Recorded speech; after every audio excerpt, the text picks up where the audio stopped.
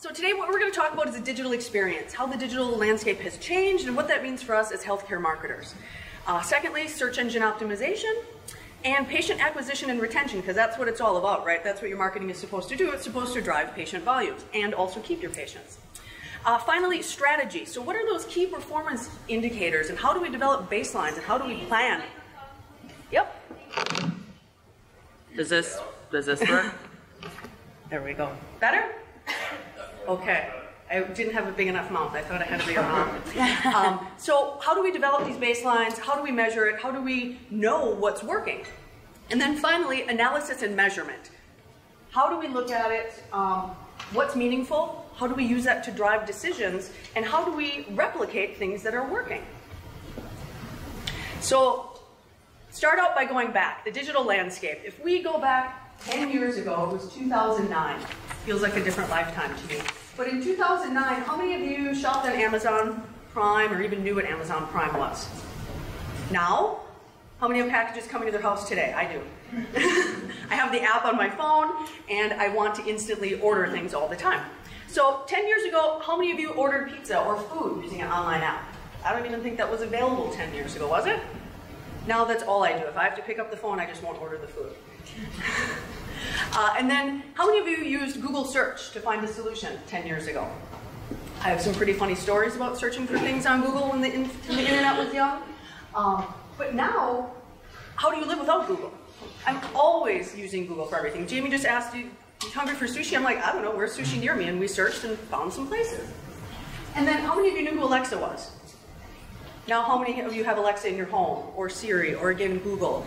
I always joke that every presentation I give, my phone gets triggered, and it just did. Yeah, it's always she always listening talks to me. To us.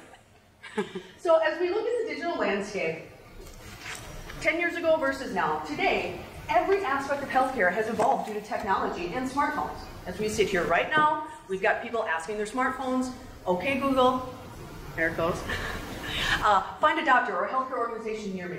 They're doing research about your organization before they even go to your website, or they even pick up the phone, or they even book an appointment. And they're searching for answers about symptoms and procedures and surgeries. So what does this mean? We want relevant information. We want it now. We have no patience. And if that information isn't delivered to us at the moment of need, we're going to find the answers somewhere else. So what we like to say is essentially patients are your brand's customers. So during this presentation, we're going to kind of go back and forth between customers and patients, but know that it's the same thing because they are your customers. They're not just patients. And that's why it's time to reevaluate how they're engaging with your healthcare organization. So as we look to the digital experience, I'm going to scoot one ahead, thank you. These are kind of impactful numbers. 60% of organizations consider the customer experience to be the #1 way to stand out competitively. Not your services, it's not your fancy new building, it's your customer experience.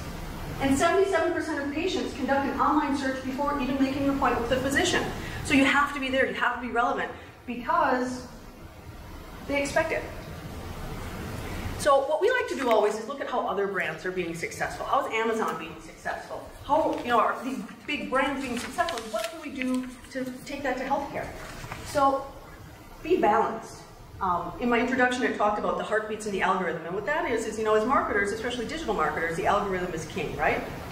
No, not always. You have to have that customer experience in mind because that's who's clicking. The algorithm gets your ad there, or gets your website there, but they have to click through and they have to engage, and it has to be focused on them and their experience. Secondly, be engaged. What does that mean? Provide helpful and relevant information, blogs, white papers, answer questions in that helpful and relevant manner, and you're going to be top of mind when we talk about being relevant and being found at the moment of need through search engine optimization, through pay-per-click advertising. When people are searching, are you there? Or is your competition there? And finally being top of mind. I think as marketers we all know marketing is no longer a push, it's a pull. People consume what they want to consume. You don't just put one message out for everybody to consume. People pick and choose how they want to receive their information. And that's why your digital presence has never been so important. First impressions, you always hear that, are important, but in digital marketing, they're king. You don't get that second chance to make the first impression. You have seconds. And the competition is so, I don't want to say fierce, but fierce is the good word, I think. So when first impressions matter, it's important that you have a website that is easy to navigate, has current and relevant information, is responsive on any screen size, because people are working with their phones or working with laptops. It needs to load quickly. I think we saw a presentation one time that said the average person has like a shorter attention span than a goldfish. Mm-hmm. So if it doesn't load quickly, they're just going to move on. And I know I'm a little hypersensitive to websites being top-notch because it's my business, but I do make decisions based on that experience. And in healthcare especially, the website needs to be ADA compliant. So key takeaways, digital experience. Customers or patients want a smooth and seamless experience, but they also want it to be unique and personalized. And we like to say they don't just want it, they expect it. Some examples, online lab results, online bill pay, automated appointment confirmation reminders via text or email, and pre and post instructions sent via email. So my husband just had an MRI yesterday, and he had an appointment, pop-up reminder. Okay, I'm going to look at this. And he clicked through and he logged into his patient portal, and it said, for more information, click here. And when he clicked there, it said, consult your physician. He's like, what? I thought I was going to get information. Now I'm not getting information. It was a terrible experience. And he's not necessarily happy with the healthcare organization to begin with, so this is just kind of another nail in that coffin. When open enrollment time comes, what is he going to do? He's probably going to switch. An example here that we have is Rochelle Hospital, and their urgent care. A pain point of urgent care is you could go there, you could wait, you could be there a couple hours, maybe your kids are sick, you're not feeling well, you've got other things to do. So they use a Save My Place feature, where you can go online and you can save your place, your spot. So you kind of know you've got that window, you can go about your other business, because time is precious. So what a great way to take that pain point of the customer and turn it into a positive through digital experience. Do you guys have any questions? You will. Jamie's going to get into SEO, and that's always where the questions are. Yeah, this is not the most interesting part, but I make it interesting. Can you still hear me fine? Yes? Yes, you can? Okay, good. So basically, I'll break down SEO into its core components, and we'll talk a little bit about every part of it. If you have any questions, like I said, feel free to stop, raise your hand, ask me. I'm more than happy to expand on something or add additional clarification or context. So I think a great place to start, I love data. I like numbers, I like statistics because they tell a very compelling story. So for example, if you look at 89% of consumers turn to a search engine when they're looking to solve their healthcare queries. Who hasn't been on WebMD in the middle of the night?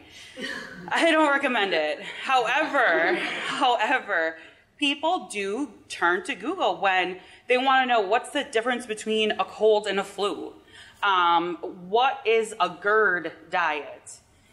That's something our GI associates, they do a lot of basically what gastrointestinal work, and it's a type of diet. And so a lot of people will look for all of this information and they turn to Google. And so if your website is optimized for SEO, when people are looking for answers to these questions, help them stay off of WebMD.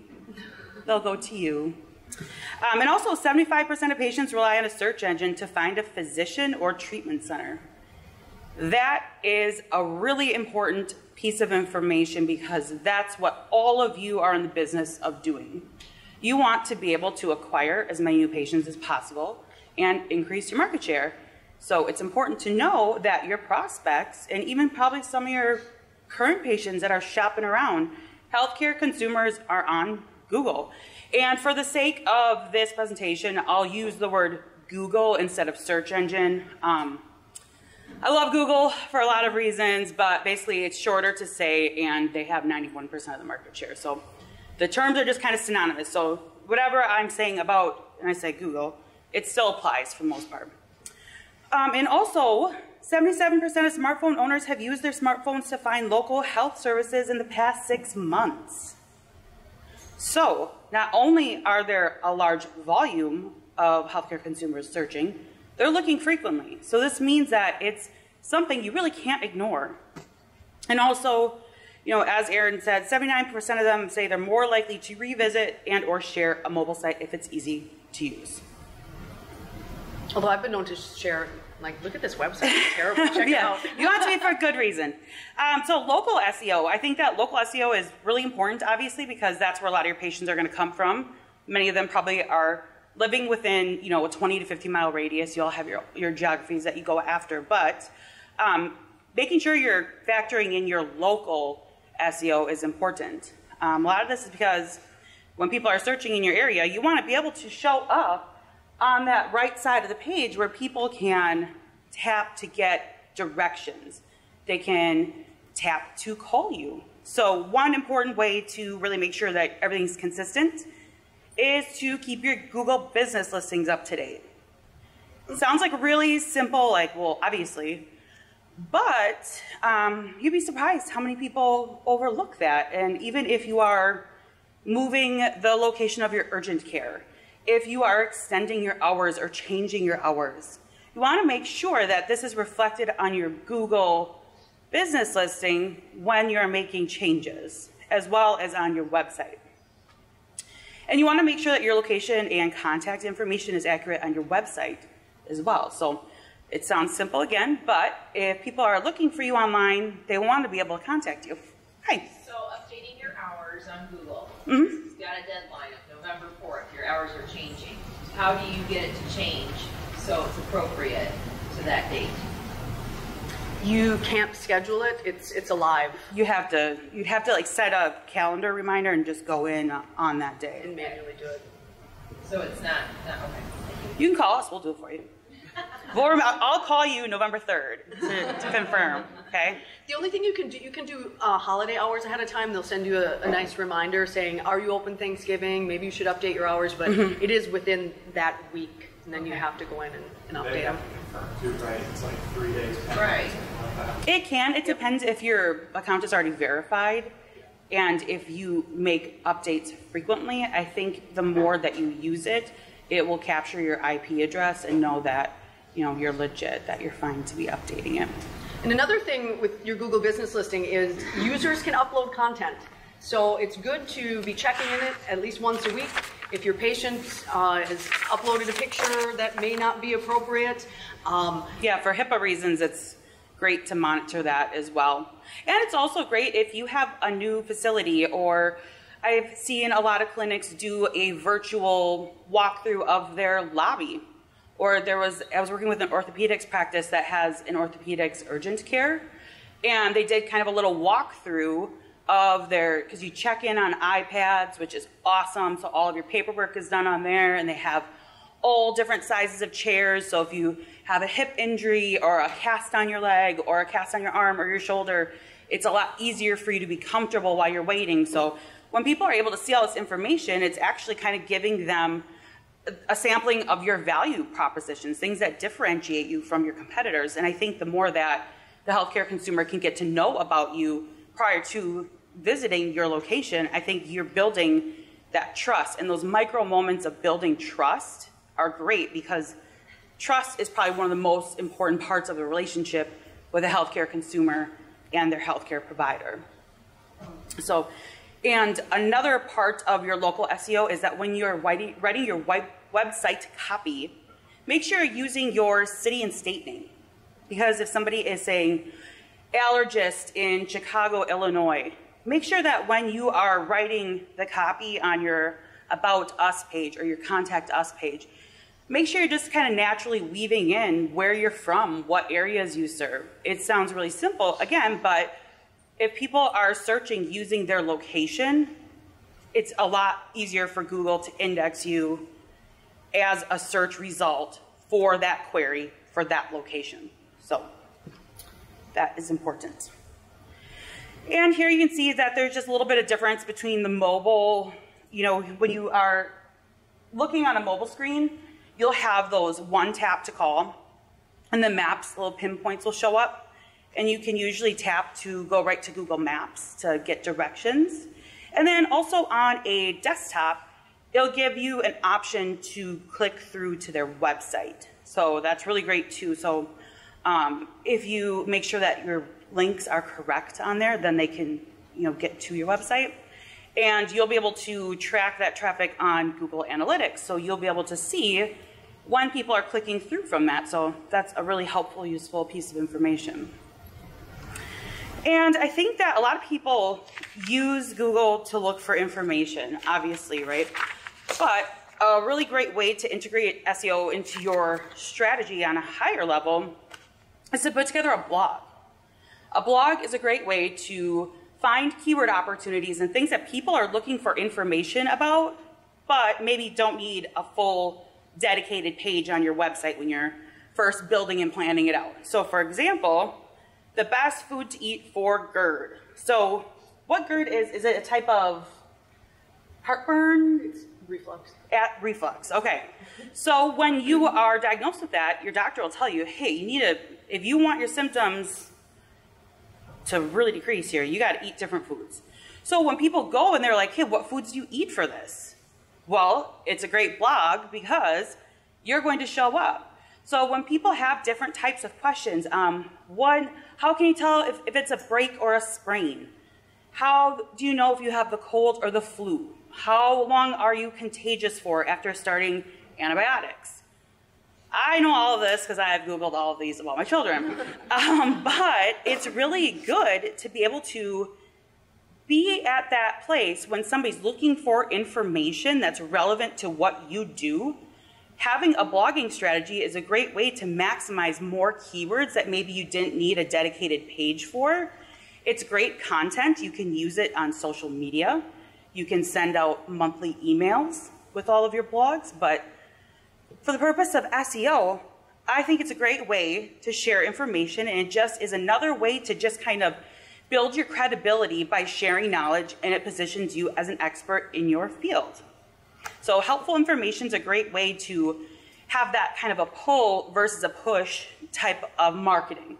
So it leads people to you, keeps you top of mind also if they are consistently looking up questions and they're seeing you as an answer. They're going to feel really good about that. They're going to be, these guys really know what they're talking about, which obviously you already did, but they're able to find information from you. So then you're top of mind to them. So another way to use your website to really support that research portion of their journey, provider pages. Provider pages are awesome. If you have doctors that have done fellowships, if they do Navio knee implants or conformist implants or are a specialty in endoscopic carpal tunnel procedures, if there's something special about where they went to school, I think those are great ways to showcase their expertise, but you can also have a little bio about them. Who is this person? What do they like to do? What do they love about their job? I think it's a great way. It's great for SEO, one, but it's a great way for people to kind of get to know your providers.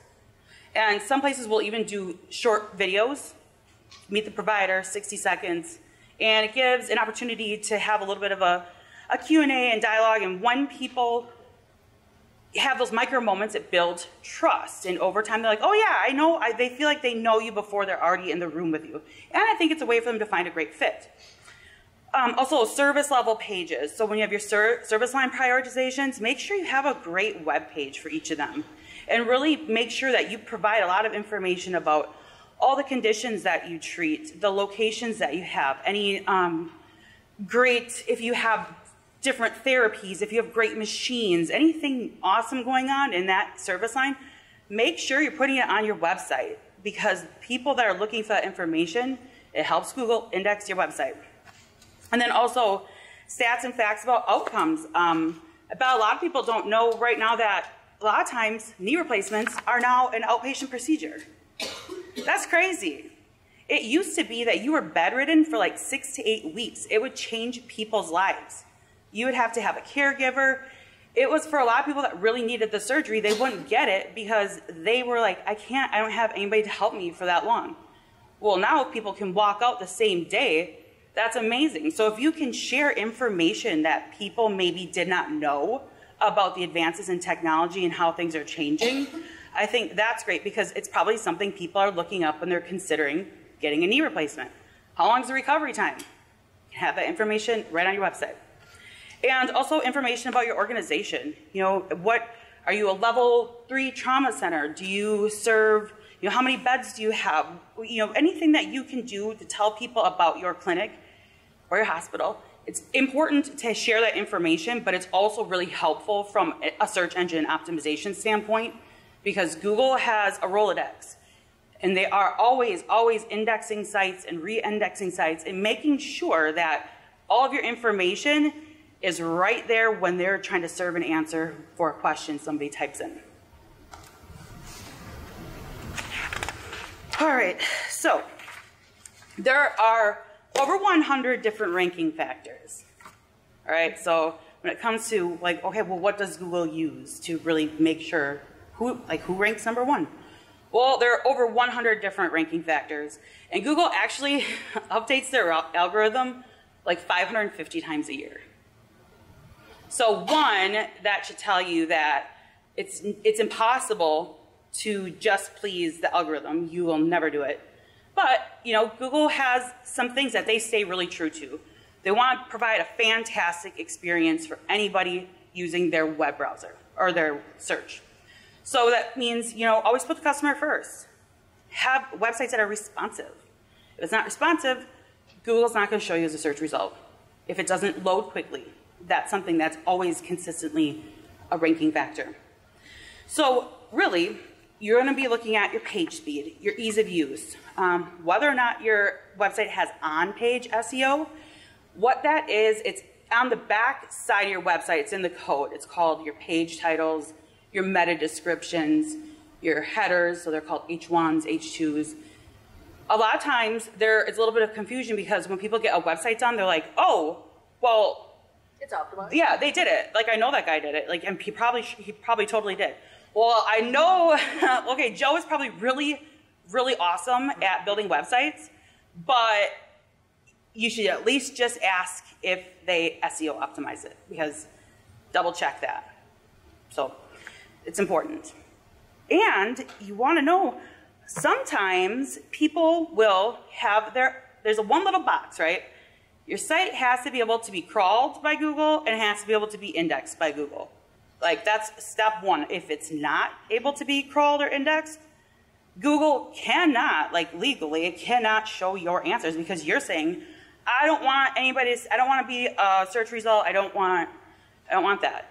You would not believe how many times we go into the back end of a site and it's one little box that's checked that says, do not index, you know, so your site can't even get traffic from website searches. So that's an important one. That's a really important one.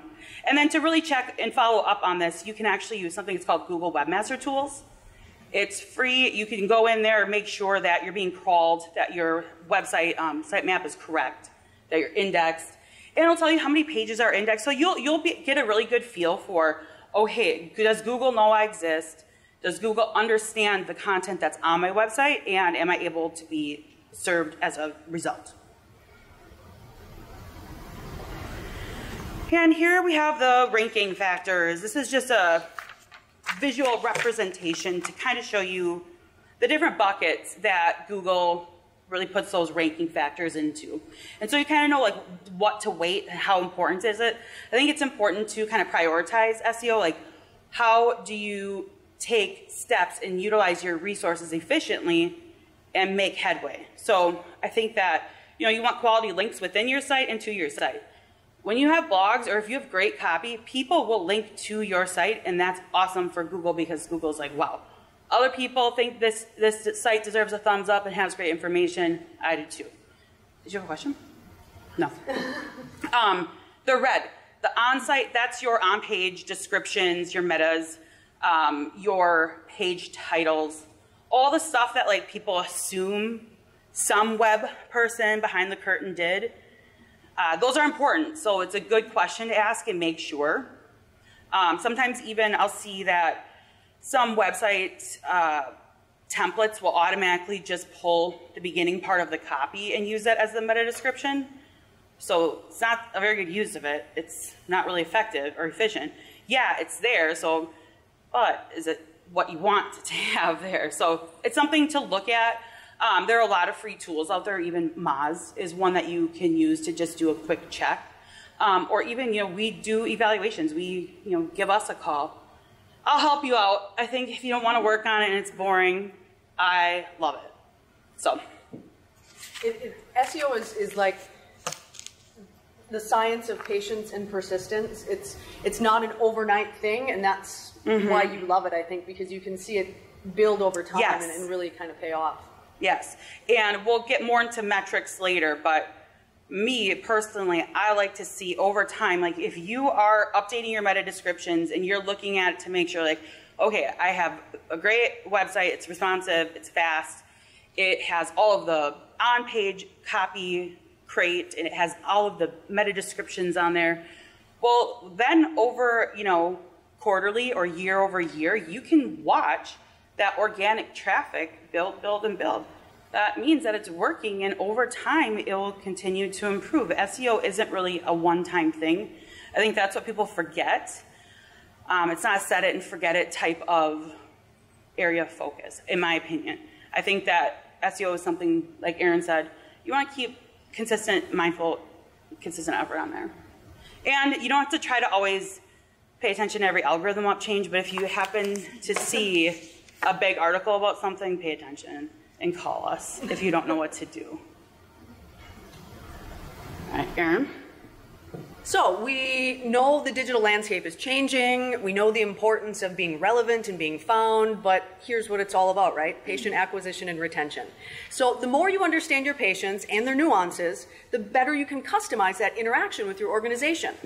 Then you can match your marketing message with their personal preferences, and that's where the magic happens. You can deliver that relevant information at the right time, at the moment of need. Especially in healthcare, people are self-diagnosing. They want to have that answer right away. Is it the flu or am I dying? Is it man sick or is it just a cold? But when your patients feel taken care of as an individual, and your organization will be then top of mind the next time they need healthcare services, or when they speak to somebody else. I found this great information. It was so helpful. That's the marketing gold. So here's our cliche: 2.5 kids, a dog. Who is this person anymore? It's not. Families have changed, your patients have changed, and that's the importance of personas. I know the presentation before touched on personas because it's that important. You have to know who you're talking to. So we've got Susan Livewell here. I want to take the microphone and walk because I'm not a standstill person.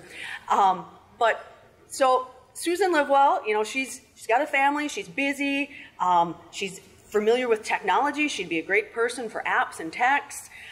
She feels so busy. So going back to that urgent care example we had where you could save your space, how great would that be for her? Because she doesn't have time. Her time is precious. So if you can address that pain point and deliver her that personalized experience, she's going to be your brand advocate. On the other hand, we've got Kristen Conventional. She may be Susan's mom. We're not sure. But the challenge is with her. She's forgetful. But she's not good with technology. So how do you reach her with patient reminders?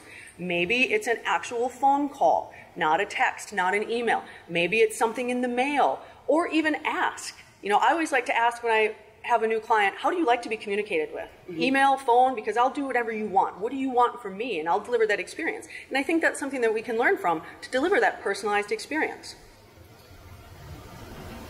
So when we see and market these patients as individuals, not just our patient base, that's when they're going to feel like you're directly speaking to them. Because personalized marketing feels more authentic, it builds trust, and ultimately saves your organization from wasted marketing dollars.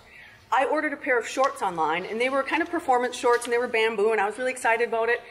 While I was waiting for it to be delivered, I got a great email saying, hey, when you get them, here's how you take care of them. Because it's bamboo. Maybe you're not sure how to take care of it. I thought, well, that's a great experience. So how can we use that in healthcare to deliver those personalized experiences? Even for follow-up, procedure follow-up information, I think that's huge. My husband had shoulder surgery, and I say this every time we talk about this because it was so annoying. They discharge you, right? So I have this 6'2" guy, 300 pounds, tottering around, and they're like, okay, so you got to do this in 12 hours, this in 24 hours, and the next 36 hours he needs this, he needs these medications, but you can't mix these, and they give me a stack of papers, and him. All right, so we get home, and then after like 2 hours, 4 hours, I'm like, wait, so am I supposed to ice it now, or did they say to wait to ice it? Wait, am I supposed to take those socks off of you, or do I leave that? I was looking for those papers. Like, I lived by those papers. But it would have been so convenient if they would have emailed it to us, because then I could have like just looked it up on my phone instead of being like, okay, did my kid draw on them? Did my dog chew it up? Like, where are these instructions? I really, really, really need them. So that's just another simple way. Or if you're even preparing for a procedure, it's really great if you're even getting blood panels done and you need to fast for 12 or 24 hours, or you can have water in the morning with your medications, or be sure not to. It's, if you could be sending these reminders ahead of time so that people have the correct information, you can't assume that they remember what you tell them, and you can't always assume that the piece of paper maybe did not fly out of their sunroof on the highway, or their kid stepped on it with their muddy boots, and it's happened to me, all of those things. So I think it's simple, just a really simple way to engage with your patients on another level, and some people really appreciate that, and that's, you know, maybe a small touch to you, but to the patient, it could be majorly convenient and something that really changes their opinion of you. They'll feel taken care of. Their outcomes will probably be better because they will be prepared for their procedure and they'll take care of themselves. Well, they don't take care of themselves, but they'll know what they need to do. So how do we build this relationship with somebody we don't know yet? Well, that's where the data starts to come in. So using behavior-based triggers. Are they engaging with you now? What are they engaging with? Where are they clicking? Where do they find their information? What websites are they going to? And when you know these kind of personas, you know what they're doing online, where they're getting their information. You know, if you look at social media, Facebook is an older demographic. Instagram is a younger demographic. So you have to know where they're at. Also in-market audiences. What are other people doing that's similar? What can we learn from these bigger audiences? And then, you know, that demographic and psychographic information. So we charted out Susan Livewell. So we know a lot kind of about that patient. Is she going to, you know, maybe be having a baby soon? Or, you know, what can we plot out based on what we know about her? Because it's just as important to retain your existing patient base. It's just like hiring and workforce development than to get new ones. So you want to keep your existing patients happy because they give you those referrals, and I think those referrals are very powerful. And to go back to the Rochelle Community Hospital example, if you can get in, like if you could go on to Rochelle Community Hospital and save your spot in line for urgent care, holy heck, that's amazing. If somebody's primary care physician was at another competitor and they're consistently seeing like, oh, that was so convenient, that was awesome, my kid was super sick, I knew exactly when I could bring them, I knew I wouldn't be there for 5 hours. Well, something that simple, they could then move their family to Rochelle Community Hospital's family care providers because they have that one experience or that one piece of convenience. So it's not always about, you know, new acquisition, it's about that retention as well. So it's a mind frame, you want to make sure you're looking at it from both lenses. So as we look at who our patients are, who our customers are, how do we keep that funnel full, that marketing and that sales funnel? What we like to do is we ask simple questions.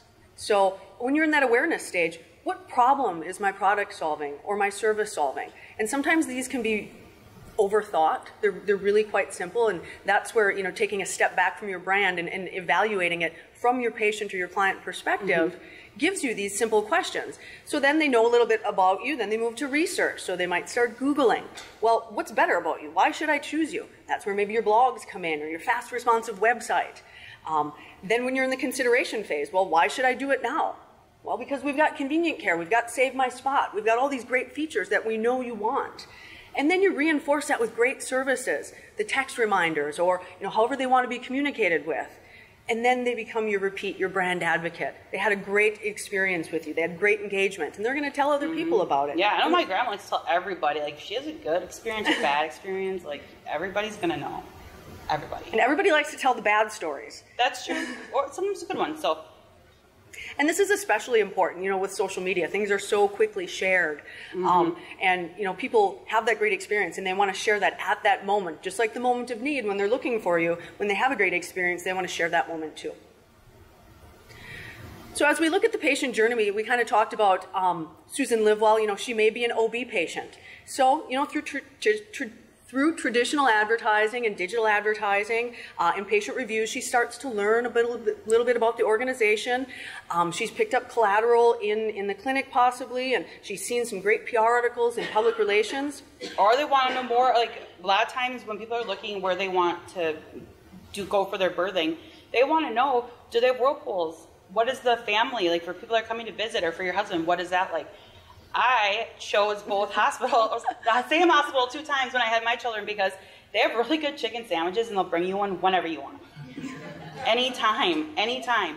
But little things like that, if you have it on your OB and birthing pages, that, hey, if you stay here, like your husband will have a twin-size bed to sleep in. You have a private birthing room. We have awesome food. All of these little things seem like, well, yeah, that's what we have, but maybe your competitors don't. And you never know what's important to your patient. That's not for you to decide. It's all about putting that information out there when they're doing their research. So as she's transitioning through her patient journey, she's going to become a pediatric patient eventually, or her children are. So, she's decided to use the facility for the OB services, but then, through an email campaign, she's going to learn more about pediatric care, family care, things, as a new parent. Imagine all that helpful information that you could deliver, especially if they're a first-time parent. Right. Did you know you could save your spot for urgent care if your child is sick? Like, all of these things that new parents are thinking about, if you're offering them and it's part of a service line, you can really cross-promote, and if you just take a moment to look at their journey, it's easy to market to them the right message at the right time. Like, that's marketing 101. And it's something I have experience in senior healthcare that industry has done really well through the continuum of care. You may go in through light assisted living and then you transition all the way through to full assisted living or to memory care, and you stay within that organization the whole time and you stay their customer the whole time. But it's a very different journey and it's very different for each person. So knowing that journey and where your patients and your customers are going and what they need really helps you deliver that information and guide them through the process. So we know who we're talking to, we know what we're going to be doing, but how do we measure it? We don't just put a message out there. And this is, where the data importance really comes in. So strategy. So what you want to do is right away, you want to make sure you're using data in every part of your marketing whenever possible. So initially, up front, you want to gather as much information as possible. It gives you a baseline so you know what you're comparing against over time. And I think a great way to start is consumer research and market analysis. Is it an aging demographic in your area? Are there a lot of new families moving in? Are they younger? Are they parents? So if you can kind of get that information up front, it helps you with your service line prioritization. So if you know the market share that's out there, and if there's the population base to support it, that gives you some great information. Campaign development and implementation, I think that's a really critical stage to really gather a lot of data, because then you know what you're comparing against and what your starting point was. And also measuring success and informing your future decisions. I think that one of the best things about data is it tells a story, it's non-biased, and you can really use it to craft your future decisions and evaluate your performance. So in partnership, you want me to scoot over here so sure. I don't have to go? Yeah, that's fine. So what we do is, in partnership with Eide Bailly, they're an accounting firm specializing in research also, we look at the people, numbers, and data. So what is the patient base? Where are you at right now? What are the healthcare needs and trends in your market area? Jamie said, is it growing? Is there going to be a need for OB, or is the area shrinking, or is it aging? What's the need in that area? And then the projected demographic changes. So you can use this as a basis for projecting your service volumes. Historical patient volume, what was possible? What have you done? So we know where we can go. The competitive presence. Maybe orthopedic is really competitive and you decide, no, it's not something that we want to go into because it's too competitive. Or you see that great opportunity in that niche. Oh yeah, let's go for it. It's not competitive. And then opportunities to meet the needs of service area residents. So,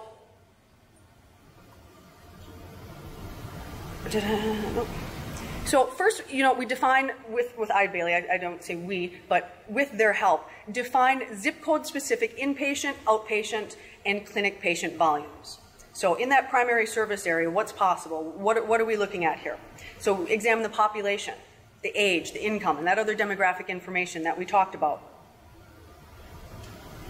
And then, using market research and deliverables, using the healthcare advisory boards, resources, and tools, you've got the market share, the market saturation of specialties and providers, the growth capacities, what's possible, what's the competitiveness out there. Essentially, what's there, what's the demand, what's feasible to capture, and how can we align that with your service line prioritization goals? Because you can't throw your marketing money everywhere. You have to be strategic. Where do you want to align that and make the most sense? So the Healthcare Advisory Board can cost up to $75,000 to be a member of that and to be able to research and get that information. So that's the great partnership with Eid Bailey. They already have that relationship in place, and you get this information without having to have that upfront annual cost. And so when you're looking at KPIs, you really want to make sure, okay, well, what should we measure? Because you have to measure the same thing over a period of time to be able to make any decisions or to look at the story. And I think organic traffic, I think that's a really important key performance indicator that is reflective of your SEO efforts. Paid traffic, so if you are doing, you can advertise on YouTube, you can advertise on social media, and you could probably run ads with your local newspaper online. So depending on all of these different places that you're placing paid advertising that's driving links to your website, you're able to measure that also within Google Analytics from your paid traffic. And then patient volume, that's something that's maybe not the digital aspect of it, but you're gonna be able to see the payoff of your efforts by looking at, okay, did patient volumes increase or did they decrease and why?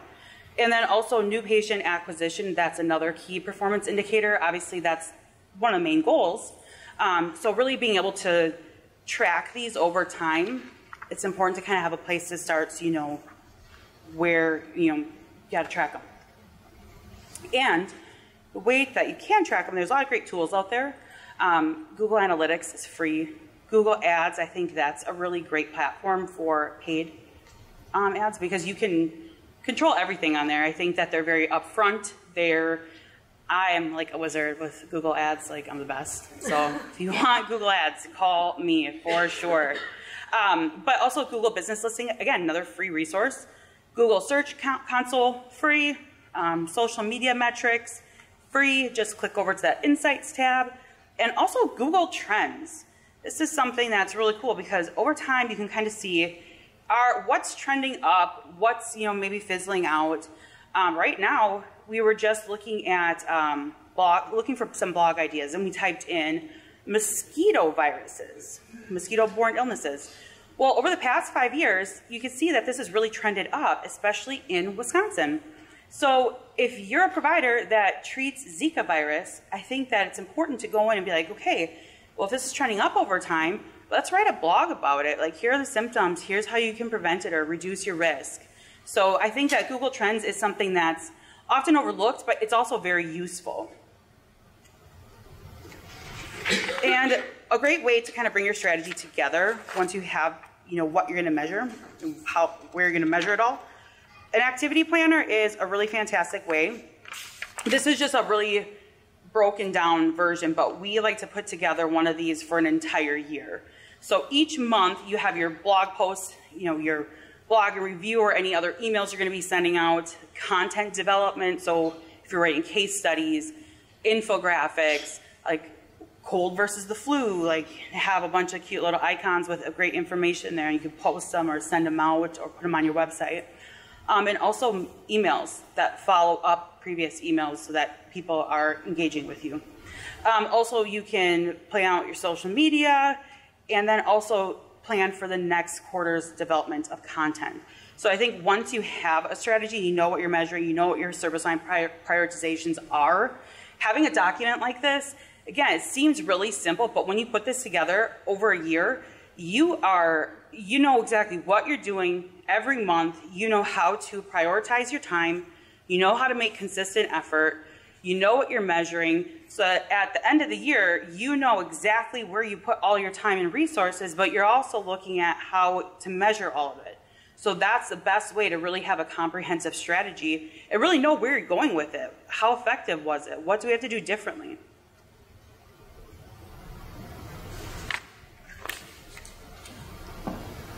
So you've got your KPIs in place, you know what you're measuring, you know what your goals are. How do you do it?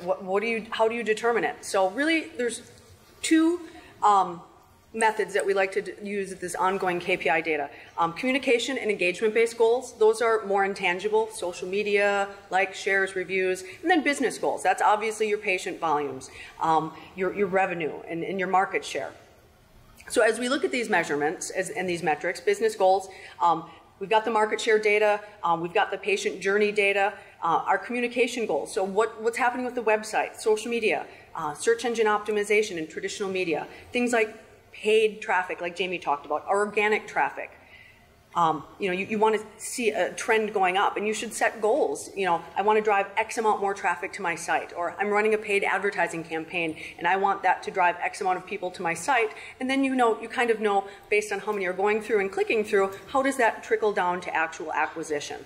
Online reviews, that's a communication goal that I think we all struggle with and we all strive for, that precious 5-star that's very difficult in healthcare.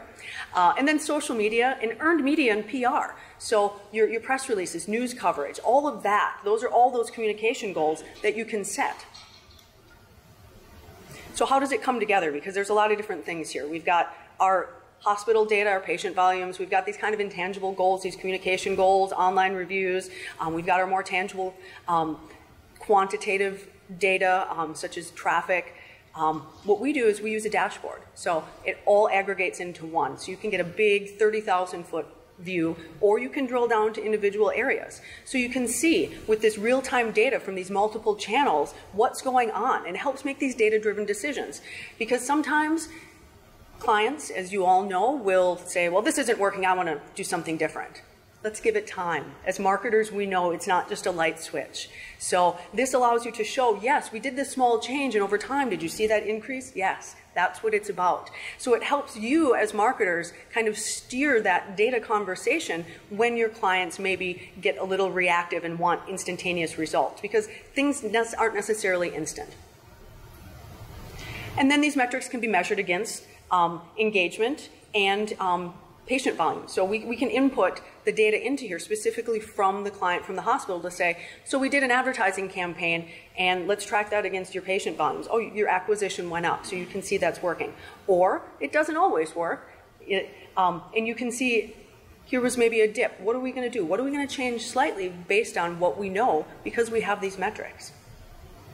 And this is just a snapshot of our tool, Legato ROI. So you can see it's a great way to track things against each other, or in conjunction with each other. For instance, at the bottom, it's a TV campaign, and each different color is a different station. So you can see, maybe some stations had better engagement. Maybe we should change our media buy next time to some different stations. Or, social media traffic went up, because it's kind of that omni-channel. If you're running a television campaign and you're running a digital campaign, they work together. So you can see that they work together. Maybe people don't click right on an ad, excuse me, but they may go to your website to find out about you. So you can see the overall picture when you have this 30,000-foot view. Any questions? There's usually a ton of questions on SEO.